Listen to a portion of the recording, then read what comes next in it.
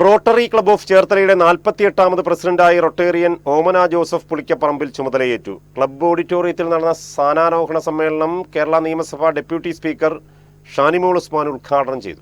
Rotary club of ചേർത്തലയുടെ 2026-27 വർഷത്തെ 48ാമത് പ്രസിഡന്റായി Rotarian ഓമന Joseph Pulikkaparambil ചുമതലയേറ്റു.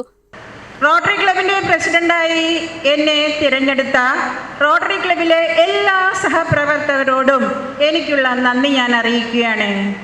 നിങ്ങൾ എന്നിൽ സമർപ്പിച്ച വിശ്വാസം അത് വലിയൊരു അഭിമാനമായി കാണാതെ എൻ്റെ ഒരു കടമയായി ഞാൻ കാണുകയാണ്. ഈ വിശ്വാസം കാത്തു സൂക്ഷിക്കുവാനും റോട്ടറിയുടെ അഭിമാനവും റോട്ടറിയുടെ പാരമ്പര്യവും ഉയർത്തിപ്പിടിക്കുവാനും ഞാൻ ഈ വർഷം ശ്രമിക്കുമെന്ന് ഇവിടെ ഞാൻ വാക്കുതരുന്നു. ക്ലബ്ബ് ഓഡിറ്റോറിയത്തിൽ നടന്ന സ്ഥാനാരോഹണ സമ്മേളനം കേരള നിയമസഭാ ഡെപ്യൂട്ടി സ്പീക്കർ ഷാനിമോൾ ഉസ്മാൻ ഉദ്ഘാടനം ചെയ്തു.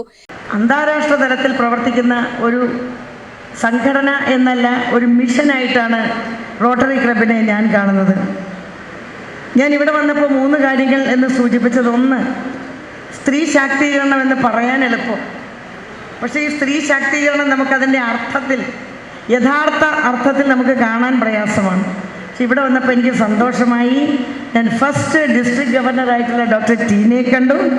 ഇപ്പം തന്നെ പുത്തൻ സ്ഥാനാരോഹണം നടത്തിയിട്ടുള്ള പ്രസിഡൻ്റായിട്ടുള്ള ഓമന ജോസഫിനെ കണ്ടു. അപ്പോൾ അത് വലിയ പ്രയാസമുള്ള കാര്യമാണ്.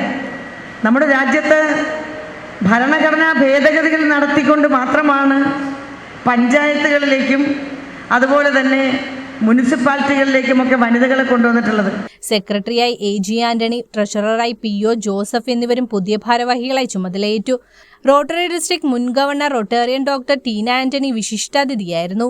ചടങ്ങിൽ റോട്ടറി ഡിസ്ട്രിക്ട് 3211 ഈ വർഷത്തെ പ്രധാന സേവന പദ്ധതികളായ സമർപ്പണം ഔപചാരികമായി പ്രഖ്യാപിച്ചു. വിദ്യാഭ്യാസം, ആരോഗ്യം, പരിസ്ഥിതി, സ്ത്രീ ശാക്തീകരണം എന്നിവയ്ക്ക് മുൻഗണന നൽകുന്ന വിപുലമായ പ്രവർത്തനങ്ങളാണ് ഇതിലൂടെ ലക്ഷ്യമിടുന്നത്. സർക്കാരിന്റെ ലഹരിവിരുദ്ധ തൂഫാൻ പദ്ധതിയുടെ ഭാഗമായുള്ള സ്കൂൾ കോളേജ് ബോധവൽക്കരണം, ഭിന്നശേഷി ദിനത്തോടനുബന്ധിച്ചുള്ള പ്രത്യേക ക്യാമ്പും സഹായ വിതരണവും, ചിറ്റിലപ്പള്ളി ഫൗണ്ടേഷനുമായി സഹകരിച്ച് ഉദയകിരണം പദ്ധതിയിലൂടെ നിർധനർക്ക് 100 വീട് നിർമ്മിച്ചു നൽകുന്ന പദ്ധതിയും പുതിയ ഭരണസമിതിയുടെ നേതൃത്വത്തിൽ നടപ്പിലാക്കുമെന്ന് ഭാരവാഹികൾ സമ്മേളനത്തിൽ പറഞ്ഞു.